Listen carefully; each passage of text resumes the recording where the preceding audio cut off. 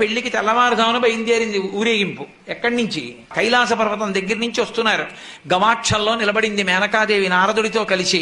ఒక్కొక్కళ్ళు వస్తున్నారు. అబ్బా వెలిగిపోతున్నాడు, ఆయనేనా మా అల్లుడంది. కాదమ్మా, సూర్యుడు దిక్పాలకుల్లో ఒకడు. ఆ వెనక వస్తున్నాడు. ఎవరో బాబాయ్ నల్లగా ఉన్నాడు దున్నపోత మీద, ఆయన ఎవరా? మీ అల్లుడు కాదు, బెంగ పెట్టుకోకు, యమధర్మరాజు గారు. ఆ వెనకాతలు అబ్బా చల్లగా ఎంత బాగున్నాడో, ఎవరు? చంద్రుడు, మీ అల్లుడు కాడు. ఈయనెవరోనయ్యో చాలా అందంగా ఉన్నాడు, ఎర్రగా ఉన్నాడు, కాంతులీనుతున్నాడు, బ్రహ్మగారు. మీ అల్లుడి దగ్గర పురోహితుడమ్మా, పెళ్లి చేయడానికి వచ్చే బ్రహ్మగారు ఆయన మీ అల్లుడు కాదు. ఓ అలాగా, ఇతనెవరో నీలమేఘశ్యాముడు, చాలా అందంగా ఉన్నాడు, శాంతాకారం భుజగచైనం పద్మనాభం సురీశం. అమ్మా, ఆయనకి మీ అల్లుడికి భేదం చెప్పకూడదు, కానీ ప్రస్తుత మీ అల్లుడు కాడు. ఆయన వెళ్ళిపోయాడు. ప్రదోష వేళ అయిపోయింది, రాడు.